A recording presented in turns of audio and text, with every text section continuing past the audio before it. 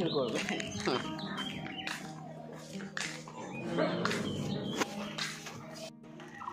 Hello বন্ধুরা, welcome back to Priyanka JoJo blog. তো কেমন আছো সবাই? আশা করি সবাই খুব ভালো আছো, আমিও ভালো আছি আর সবসময় ভালো থাকবে। আজকে হচ্ছে বুধবার, আমার স্নান টান সব কমপ্লিট হয়ে গেছে। এখন 8টা বাজছে, স্নান পুজো সব কমপ্লিট, ঘরের কাজ সব কমপ্লিট, জামা কাপড়ের কাছে সব কমপ্লিট।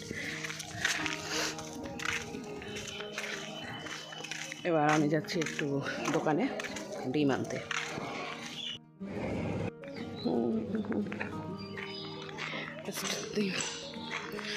একটা বাজছে, আমার সমস্ত কাজ টাজ কমপ্লিট। এবার গিয়ে পুজোর জন্য টিফিনটা বানাবো। তো কী টিফিন বানাবো ভাবছি, দেখা যাক, বাড়িতে যাই টিফিনটা বানিয়ে দেবো। কারণ ওর তো এখন ফুল স্কুল হচ্ছে, টিফিন দিতে হবে। গতকাল তো কেনা টিফিন দিয়ে দিয়েছি, রোজ রোজ কেনা টিফিন দেওয়া সম্ভব না।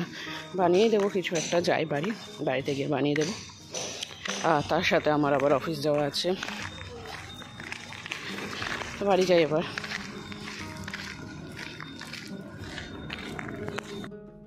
মেন স্কুল থাকলেই একটাই চিন্তা হয় যে টিফিন কী দেবো, মানে মাথাতে খালি ঘুরতেই থাকে।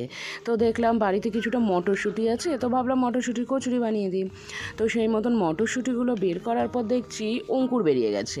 দিয়ে প্রথমে একবার ভাবছি এটা দিয়ে বানাবো, হবে কি হবে না, ভালো হবে না খারাপ হবে না কী হবে। তো যাই হোক, দেখলাম বানিয়েই দিই, যা হবে দেখা যাবে। অঙ্কুরই তো বেরিয়েছে, পচে তো আর নেই। তো সেই অঙ্কুর বের করা মটরশুঁটিগুলো দিলাম, তার সঙ্গে দিলাম 2 টুকরো আদা আর 2টো কাঁচা লঙ্কা। বেশি দিইনি, কারণ আবার ঝাল লাগলে খেতে পারবে না। তো সেটাকে পেস্ট বানিয়ে নিলাম, আর খুব সুন্দর পেস্টটা হয়েছে। এইবার এইটাকে একটু কড়াইতে নেড়ে নিতে হবে তেলে, তাহলে জিনিসটা বেশ মাখো মাখো সুন্দর সুন্দর টাইট হয়ে যাবে। তো আমি যখনই এরকম পুর দিয়ে কচুরি বানাই মটরশুঁটির বা আলুর পরোটা বানাই, তো ভেতরে যে পুরটা, ওই পুরটা শুধু শুধু খেতে পুচন খুব ভালোবাসে। তাই পুরটা আমি কি করি, একটুখানি তুলে রেখে দিই ওর জন্য, যে খাবে তার সাথে আলাদা করে খাবে, ওটাও খুব ভালোবাসে। মানে আলুর পরোটার ভেতরের পুর, এই পুরগুলো। তো এইখানটা এবার আমি একদম কচুরিগুলো বানিয়ে নিচ্ছি। ও কিন্তু পড়তে গেছে, এখনও পড়ে আসেনি, তো জানে না কী টিফিন দেবো। তো প্রত্যেক দিনই ওর বাড়িতে এসে একটাই প্রশ্ন যে মাম্মি আজকে কী টিফিন দেবা।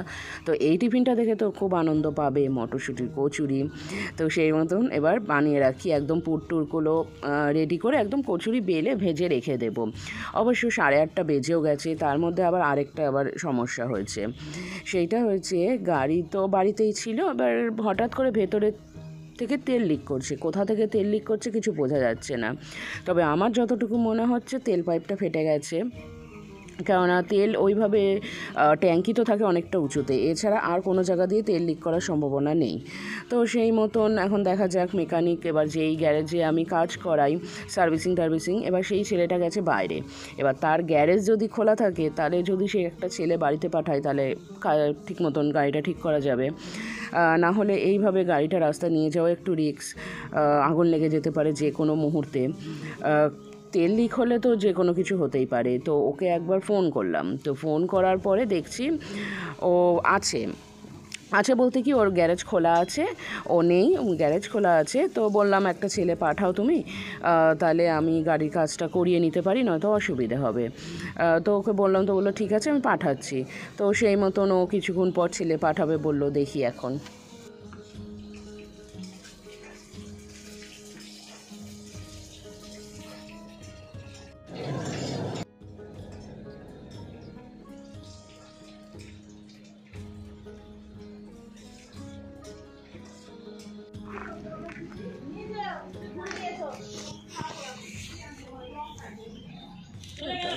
না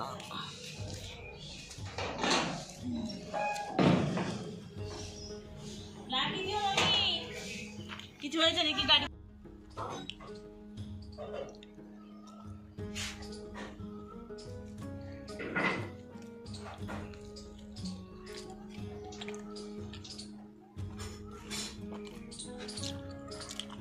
ঘুরতে বেরিয়েছ?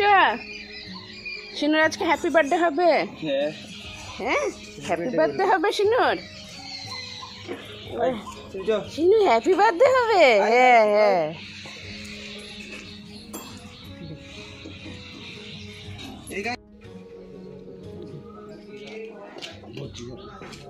এখান দিলে করছে। ও ফেটে গেছে।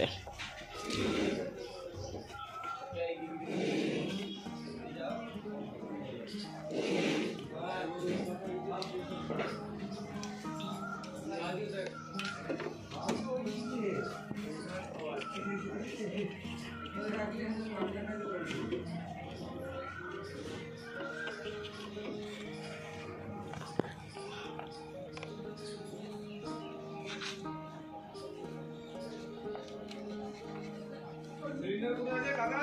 সিলিন্ডারটা বলো ছেলেমেয়েদের দিয়ে দেবে কাকা।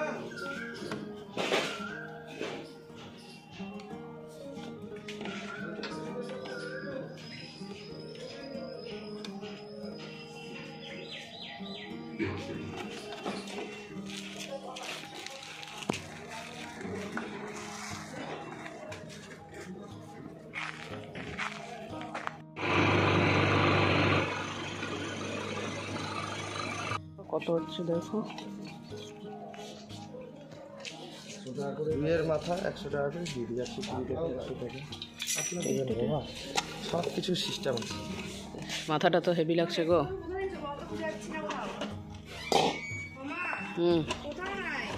ঘরে আছে এই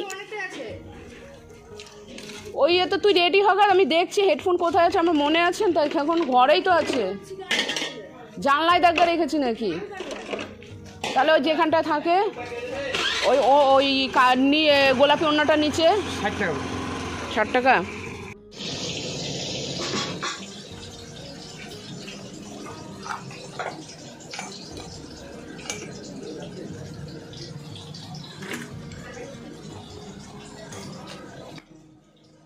সকালবেলাটা আমার ভীষণ ব্যস্ততার মধ্যে কাটে, তার মধ্যে এক্সট্রা কাজ চলে আসলে তো কথাই নেই।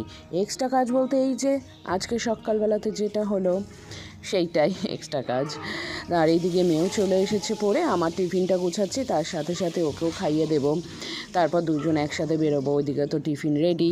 তো চলো তাহলে আজকে ব্লগটা এখানেই শেষ করছি। সবাই খুব ভালো থেকো, সুস্থ থেকো, দেখা হবে আগামীকাল আরও একটা নতুন ব্লগ নিয়ে।